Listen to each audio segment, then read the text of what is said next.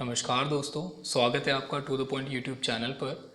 हाजिर मैं आपके लिए लेकर एक ऐसी इम्पॉर्टेंट वीडियो जिसमें हम डिस्कस करेंगे कि कैसे हम जनरल स्टडीज़ के पार्ट को DSSB के किसी भी, या तो वो टीचिंग एग्ज़ाम हो या नॉन टीचिंग एग्ज़ाम हो, उसके लिए बहुत अच्छे से प्रिपेयर कर सकते हैं।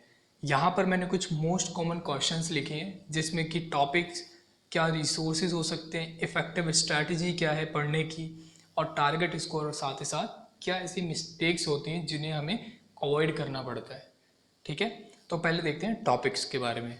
तो DSSB ने अपने हर एक नोटिफिकेशन में, चाहे वो कोई भी नोटिफिकेशन हो किसी भी पोस्ट का हो, उसमें वेल डिफाइंड GS का सिलेबस दिया होता है। जैसे यहाँ पर मैंने स्क्रीनशॉट लिया ऑफिशियल नोटिफिकेशन से। सेक्शन ए में जनरल अवेयरनेस है, जिसके अंदर मोटे मोटे टॉपिक्स हैं: current affairs, history, polity, constitution, sports, art and culture, geography, economics, everyday science या जिसे हम अप्लाइड साइंस भी बोलते हैं, साइंटिफिक रिसर्च और नेशनल और इंटरनेशनल इंस्टीट्यूशंस। यहाँ तक चीज़ क्लियर है। अब देखते हैं कि सोर्सेज क्या है, यानी कि इन टॉपिक्स को कहाँ से पढ़ें हम।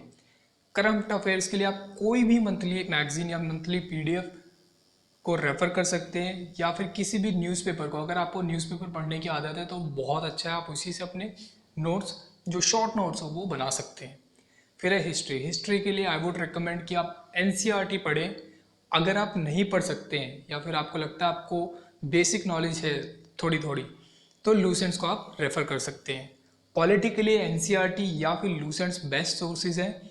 कॉन्स्टिट्यूशन के लिए लूसेंट से अच्छा आपको कोई सोर्स नहीं मिलेगा। और हम लूसेंट पढ़ते क्यों हैं? देखो भैया, लूसेंट है प्योरली NCERT बेस्ड, ठीक है, इसलिए वो एक तरीके का सब्स्टिट्यूशन हो सकते हैं। लेकिन अगर आपको कॉन्सेप्चुअल नॉलेज चाहिए तो आप NCERT को ही रेफ़र करें। स्पोर्ट्स के लिए आप लूसेंट्स और मंथली PDF कोई भी रेफ़र कर सकते हैं। आर्ट्स एंड कल्चर के लिए भी लूसेंट एकदम बेस्ट है। ज्योग्राफी के लिए NCERT और लूसेंट। यहाँ पर मैं NCERT को 60% वेटेज दूंगा, क्योंकि वहाँ पर बहुत अच्छे कॉन्सेप्ट्स क्लियर करे गए हैं, जो भी ज्योग्राफी के, यानी कि इंडियन ज्योग्राफी या इंटरनेशनल ज्योग्राफी जो भी होती है। इकोनॉमिक्स के लिए आप लूसेंट्स को रेफ़र कर सकते हैं। एवरीडे साइंस यानी कि अप्लाइड साइंस के लिए भी NCERT बेस्ट सोर्स है। साइंटिफिक रिसर्च के लिए मंथली PDF बहुत अच्छी है। और अंत में नेशनल एंड इंटरनेशनल इंस्टीट्यूशंस, इसके लिए भी लूसेंट से अच्छा सोर्स कोई भी नहीं मिलेगा आपको। अब है स्ट्रैटेजी। हमें पता चल गया हमें क्या पढ़ना है, कहाँ से पढ़ना है, अब देखना है कि कैसे पढ़ना है। देखो भैया, स्ट्रैटेजी बनाने से पहले हमको ये पता होना चाहिए कि हमारी प्रायोरिटीज़ क्या है, हमें पढ़ना कैसे है। ठीक है, ये नहीं कि आप कोई भी बुक उठा लिया, आपने कोई भी टॉपिक उठा लिया और कहीं से भी उसको पढ़ना चालू कर दिया। उसकी रिलेवेंस जान लीजिए कि DSSB के एग्ज़ाम्स में उसकी कितनी इंपॉर्टेंस है, या एग्जामिनर आपसे क्या पूछता है और आप क्या पढ़ रहे हो। मैंने जो है ना 35 से ज़्यादा DSSB के डिफरेंट एग्ज़ाम्स का डिटेल्ड एनालिसिस किया है, जिसमें कि TGT, PRT, PGT, junior assistant, DASS, pharmacist या कोई भी पेपर हो, उन सब का मैंने एक डिटेल्ड एनालिसिस किया और मैंने ये कंक्लूज़न निकाला है कि कॉन्स्टिट्यूशन एंड पॉलिटी से 4 से 5 क्वेश्चंस आते हैं, हिस्ट्री से 3 से 4 questions, Indian and earth geography से 3 से 5 questions, art and culture plus dances, जो भी स्टेट डांस होते हैं, 2 से 3 क्वेश्चन, स्पोर्ट्स में 2 से 4 क्वेश्चन, इकोनॉमिक्स, करंट अफेयर और मिसलेनियस जो भी टॉपिक बचे उनसे 2 से 5 क्वेश्चन पूछता ही है DSSB। अब इसका मेरा जो रेफरेंस है वो देख लो। मैंने इस तरीके से बहुत सारी बुकलेट्स बनाई हैं, लगभग 6-7 बुकलेट है मेरे पास, जिसमें लगभग मेरे पास 100 के करीबन शिफ्ट्स के पेपर हैं। उन सबको मैंने सॉल्व करा हुआ है पर्सनली, ठीक है, जिसमें कि GS का सेक्शन भी है। हालांकि सारे सॉल्व नहीं करें, बट मोटे तौर पर मैंने 40 से ऊपर ही सॉल्व कर रखे हैं। तो उसी के ऊपर मैंने अपना एनालिसिस बनाया है। ठीक है, तो आपको कोई ऐसा नहीं है कि मैं हवा में बातें बोल रहा हूँ, ये मैंने खुद पढ़ा हुआ। अगर आप भी चाहते हैं इसको काउंटर करना कि भाई आप ऐसे कैसे बोल सकते हो कि इतने ही क्वेश्चन आते हैं, तो आप कोई भी पेपर उठा के देख लो, आपको यही एनालिसिस एकदम करेक्ट मिलेगा। अब देखते हैं भैया फॉर स्टैटिक जीके। देखो, स्टैटिक जीके पढ़ने का सबसे बेस्ट तरीका बताता हूँ। इस तरीके से A4 शीट पेपर ले लो, ऐसे उस पर लाइन बना लो, या फिर कोई भी आपके पास ऑलरेडी जो लाइनिंग पेपर होते हैं ना वो ले लो। यहाँ पे एक सीधी लाइन खींच लो, यहाँ पर क्वेश्चन लिखो। अब ये तो मेरे क्या है, शॉर्ट नोट्स हैं, मैंने बहुत शॉर्ट में लिखा हुआ है, बहुत शॉर्ट में आंसर है, एक लाइन में 3-3 4 4 क्वेश्चन है। तो इस तरीके से मैं स्टैंडर्ड जीके को प्रिपेयर करता हूँ। और अगर जब भी आपको इसका रिवीजन करना हो तो आप यहाँ से इसको है ना पीछे की तरफ मोड़ दो तो कुछ ऐसा दिखेगा ही।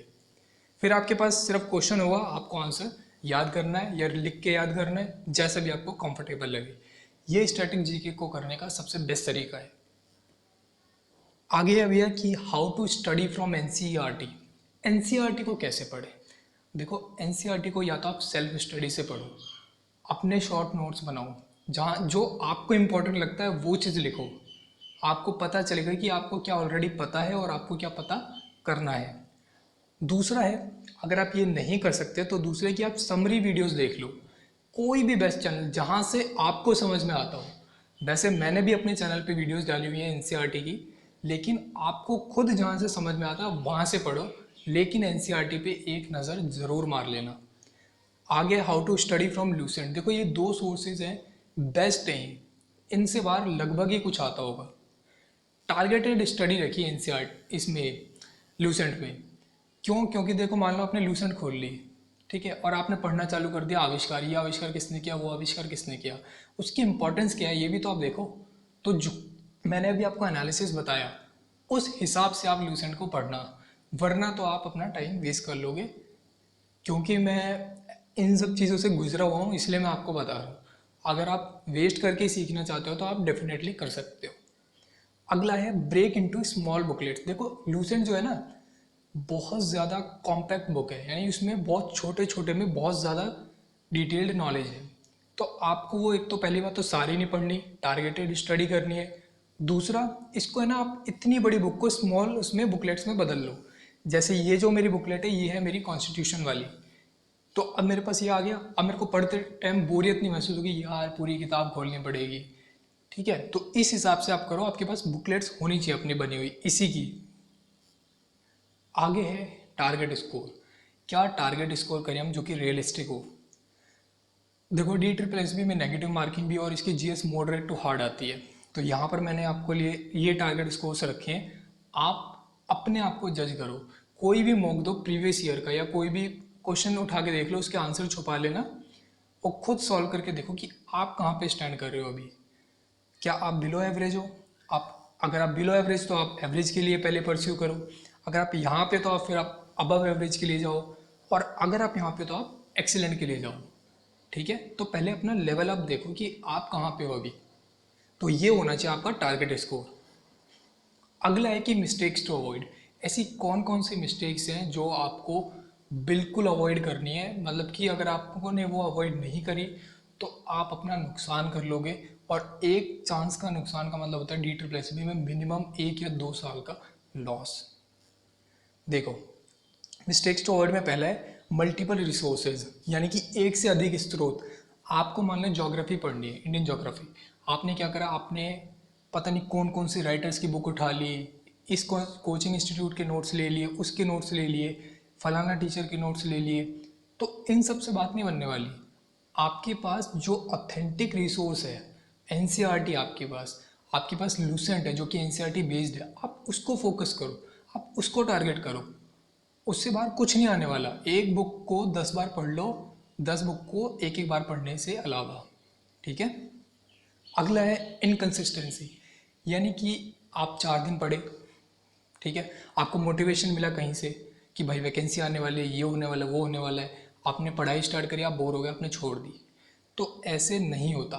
अगर आपको स्टार्ट करना है, भले ही आज सिर्फ 2 क्वेश्चन पढ़ो, लेकिन डेली पढ़ो, उनको डेली रिवाइज करो, तब जाके आपका जो सिलेक्शन है वो पक्का हो पाएगा। अगला है poor time allocation. Poor time allocation का मतलब है खराब समय आवंटन। अब देखो, मैंने आपको प्रायोरिटीज़ बता दी। इसमें आपने क्या करा कि आपने कॉन्स्टिट्यूशन पढ़ा, लेकिन आप क्या पढ़ रहे हो, स्पोर्ट्स वगैरह पार्ट वाले को आप दे रहे हो डेली 1 घंटा। वैसा नहीं करना, आपको करना है एक इफेक्टिव टाइम एलोकेशन, जिसमें कि आपके पास हर एक टॉपिक के लिए 5-10 मिनट, 10 से 15 मिनट डेली हो, उसको आप दे पाओ। मैक्सिमम 1 आवर इस पूरे जीएस पार्ट को आपको डेली देना है, इससे ज़्यादा नहीं। अगला है स्टडी आफ्टर नोटिफिकेशन, कि भाई ये नोटिफिकेशन आ जाएगा उसके बाद पढ़ूंगा या पढ़ूंगी। तो अगर आपने पहले कभी एग्ज़ाम दिया है DSSS का और अगर आपने इसी सोच के ऊपर दिया है कि नोटिफिकेशन आने के बाद पढ़ूंगा या पढ़ूंगी, तो आपको भी पता होगा कि आपका एग्ज़ाम उतना अच्छा नहीं हुआ होगा। और जब आपको ये बात पता है तो वो गलती आप दोबारा क्यों करना चाहते हो? अभी से पढ़ना स्टार्ट करो, तभी आपका आगे सिलेक्शन कंफर्म हो पाएगा।